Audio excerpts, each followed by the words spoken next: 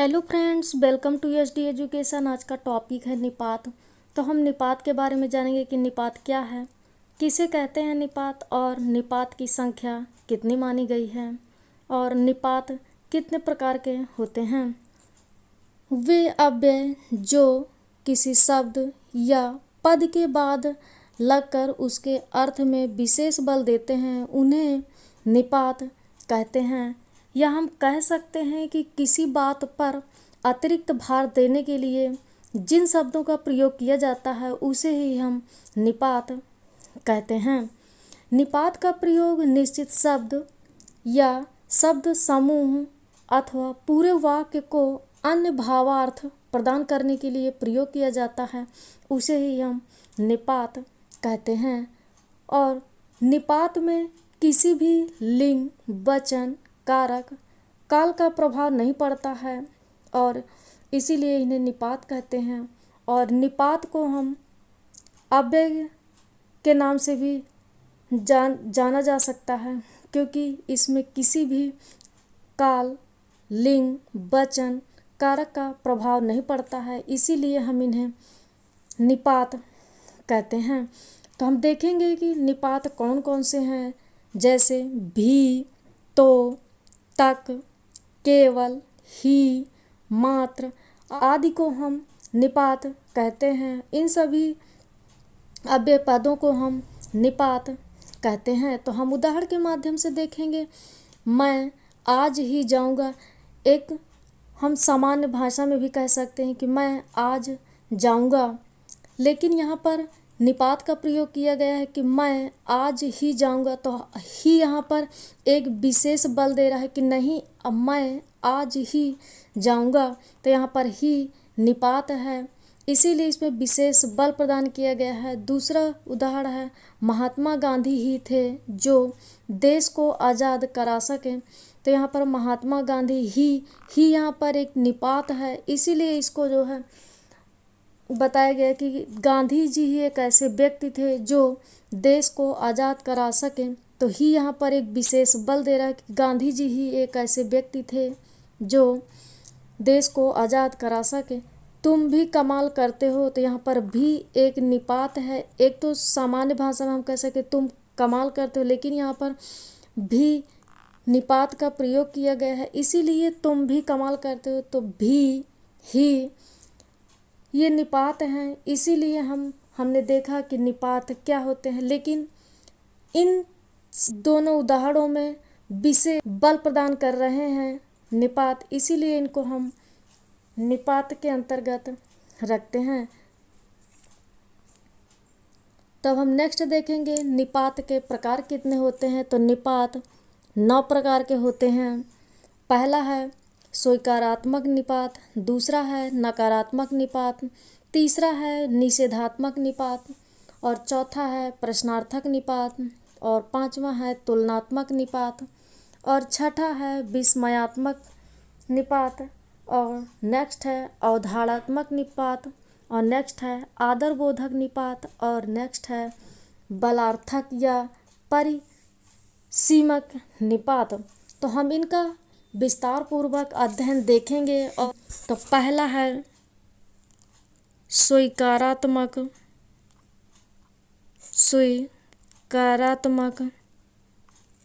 निपात। तो हम स्वीकारात्मक निपात के बारे में जानेंगे कि इसके अंतर्गत किन किन निपातों को रखा गया है। हाँ, जी, जी हाँ, ये सब निपात स्वीकारात्मक निपात के अंतर्गत रखते हैं। यह स्वीकारात्मक निपात व्यक्त करते हैं। सदैव ये स्वीकारार्थक उत्तर ही आरंभ में प्रदान करते हैं। तो हम उदाहरण के माध्यम से देखेंगे कि जैसे कोई पूछ रहा है कि तुम विद्यालय जाते हो, तो यहाँ पर उसका उत्तर मिलेगा जी हाँ, मैं विद्यालय जाता हूँ। तो यहाँ पर एक किसी ने प्रश्न पूछा कि क्या तुम विद्यालय जाते हो, तो यहाँ पर जी हाँ मैं विद्यालय जाता हूँ, इसलिए यहाँ पर सदैव स्वीकारार्थक उत्तर आरंभ में मिलता है। तो हम दूसरा उदाहरण के माध्यम से देखेंगे। आप घर जा रहे हैं, तो जी हाँ मैं घर जा रहा हूँ। तो इन दोनों उदाहरणों में जी हाँ और जी हाँ, तो ये जो है स्वीकारात्मक निपात हैं, क्योंकि जी और जी हाँ निपात विशेष स्वीकारात्मक उत्तर प्रदान कर रहे हैं, इसीलिए इनको हम स्वीकारात्मक निपात के अंतर्गत रखा गया है। दूसरा है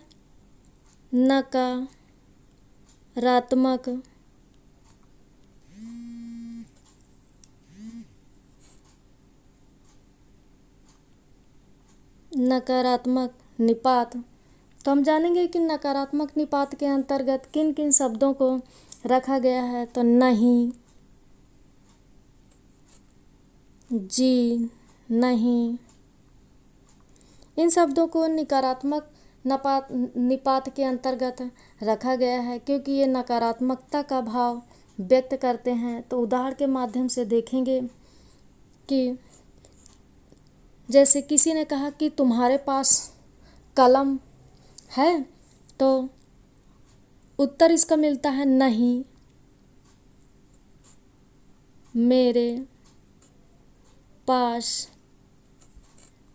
कलम नहीं है। तो यहाँ पर ये नहीं नकारात्मकता का भाव व्यक्त कर रहा है, इसीलिए यहाँ पर ये नकारात्मक निपात है, क्योंकि ये विशेष बल प्रदान कर रहा है कि मेरे पास कलम नहीं है। नेक्स्ट है निषेधात्मक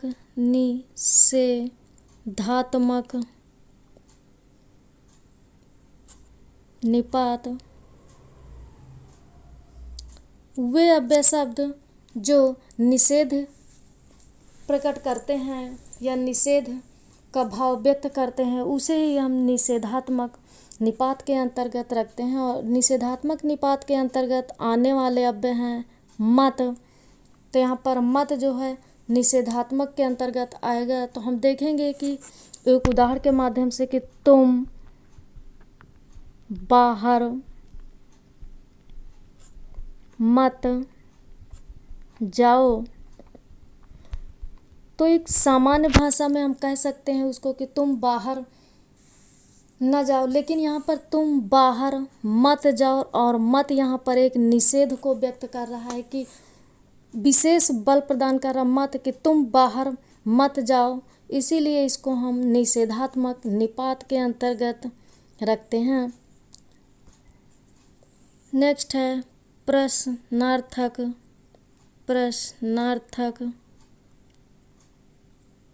निपात। वे अव्यय जो प्रश्न का भाव व्यक्त करते हैं उसे ही हम निषेधात्मक निपात के अंतर्गत रखते हैं। तो इसमें आएगा, इस निपात के अंतर्गत आएगा क्या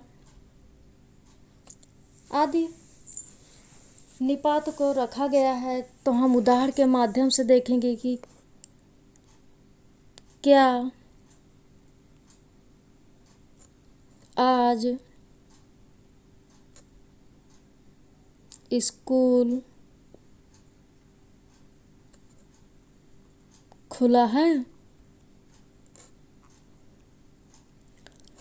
तो यहाँ पर क्या एक प्रश्नवाचक वाक्य है कि इसमें पूछा जा रहा है कि क्या आज स्कूल खुला है। तो क्या यहाँ पर विशेष बल दिया जा रहा है, इसीलिए इसको प्रश्नार्थक निपात के अंतर्गत रखा गया है। तो नेक्स्ट देखेंगे तुलनात्मक निपात। वे अव्यय जिसमें तुलना का भाव व्यक्त होता है उसे ही हम तुलनात्मक निपात के अंतर्गत रखते हैं। जो विशेष तुलनात्मकता पर बल दे उसे ही हम तुलनात्मक निपात के अंतर्गत रखा गया है। तो इसके अंतर्गत आने वाले अव्यय शब्द हैं सा। तो सा एक तुलनात्मक सा, सी, से, ये सारे शब्द तुलनात्मक निपात हैं। तो उदाहरण के माध्यम से देखेंगे कि सा दूसरा,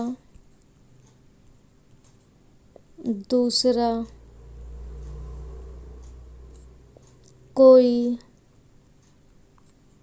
नहीं है। तो यहाँ पर तुलनात्मक निपात के अंतर्गत हमने उदाहरण में देखा कि तुम सा दूसरा कोई नहीं। तो यहाँ पर सा जो है विशेष बल प्रदान कर रहा है कि तुम सा दूसरा कोई नहीं है, या हम कह सकते हैं कि इस दुनिया में तुम सा दूसरा कोई नहीं है। इसीलिए यहाँ पर सा विशेष बल प्रदान कर रहा है, इसीलिए इसको तुलनात्मक निपात के अंतर्गत रखा गया है। नेक्स्ट है विस्मयार्थक।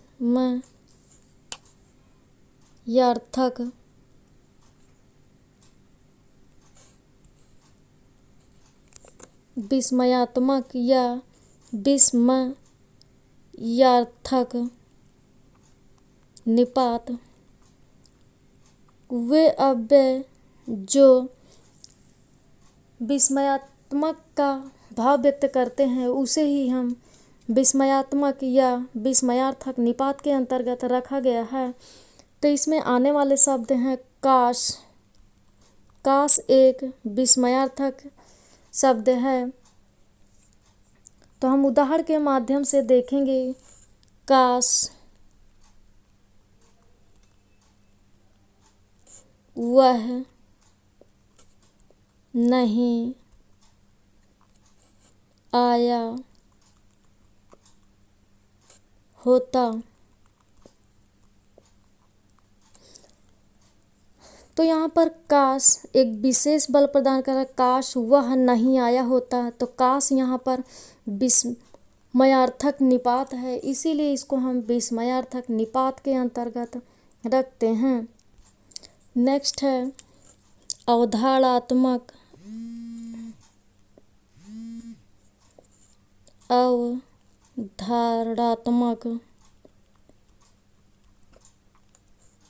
अवधारणात्मक निपात। इस निपात के अंतर्गत आने वाले शब्द हैं ठीक, लगभग,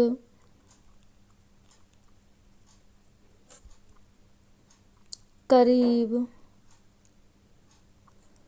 आदि सारे शब्द अवधारणा बोधक निपात के अंतर्गत आते हैं। तो हम उदाहरण के माध्यम से देखेंगे इस समय,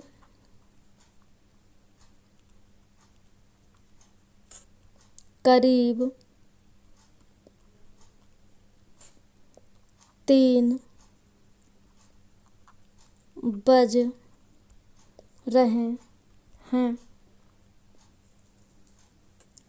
तो यहाँ पर उदाहरण के माध्यम से कि इस समय करीब 3 बज रहे हैं। तो करीब यहाँ पर एक समय को व्यक्त कर रहा है, ये एक अवधारणा होता है कि उसके आसपास है, और यहाँ पर एक विशेष बल प्रदान कर रहा है कि करीब 3 बज रहे होंगे, लेकिन एग्जैक्ट बजा नहीं है 3 अभी, करीब 3 बज रहा होगा।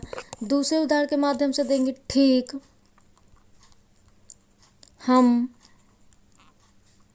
फिर मिलेंगे। तो यहाँ पर ठीक यहाँ पर एक विशेष बल देकर ठीक है, ठीक हम फिर मिलेंगे। तो यहाँ पर एक अवधारणा को व्यक्त कर रहा है, इसीलिए यहाँ पर करीब, लगभग, ठीक अवधारणात्मक निपात हैं। अब हम नेक्स्ट देखेंगे आदर बोधक निपात। आदरबोधक निपात के अंतर्गत आने वाले शब्द हैं जी, जो आदर को या आदर का भाव व्यक्त करते हैं उसे ही हम आदर सूचक निपात या आदरबोधक निपात कहते हैं। तो हम उदाहरण के माध्यम से देखेंगे कि गुरुजी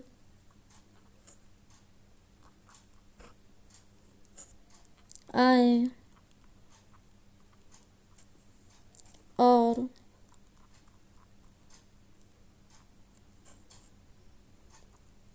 पढ़ाना शुरू किया। तो इस वाक्य में गुरुजी, तो जी यहाँ पर एक आदर सूचक शब्द है कि गुरुजी आए हैं और हमें पढ़ाना शुरू कर दिया। तो यहाँ पर जी एक आदर सूचक भाव है जो कि आदर को व्यक्त कर रहा है, इसीलिए इसको हम आदर बोधक निपात के अंतर्गत रखते हैं। नेक्स्ट है बलार्थक। बलार्थक या परिसीमक निपात। इस निपात के अंतर्गत आने वाले शब्द हैं तक, भर, केवल, मात्र, सिर्फ, तो, भी, ही आदि सारे निपात को हम बलार्थक निपात के अंतर्गत रखते हैं। तो हम उदाहरण के माध्यम से देखेंगे। कल मैं भी आगरा जाऊंगा।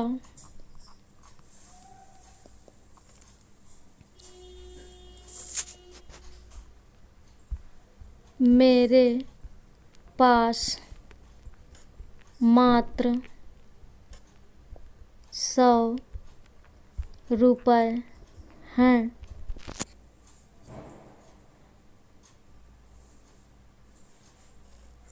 वह घर तक जाएगा।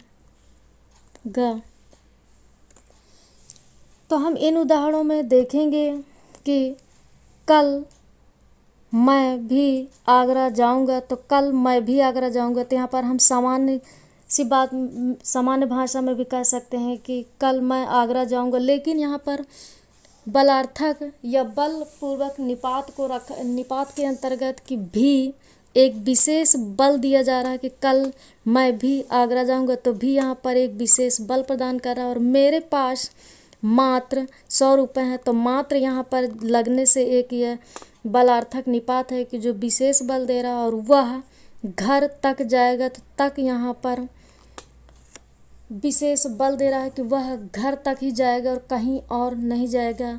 तो हमने उदाहरण में देखा कि भी, मात्र, तक ये बलार्थक निपात हैं या बलपूर्वक निपात हैं जो विशेष बल दे रहे हैं। इसीलिए इसको हम बलार्थक या परिसीमक निपात के अंतर्गत रखते हैं। तो हमने जाना कि निपात क्या है, निपात किसे कहते हैं और निपातों की संख्या कितनी मानी गई थी। तो निपातों की संख्या 9 मानी गई है। और निपातों के प्रकार के बारे में हमने जाना कि निपात के प्रकार कितने हैं। तो निपात के 9 प्रकार माने गए हैं। तो मिलते हैं हम नेक्स्ट वीडियो में। धन्यवाद।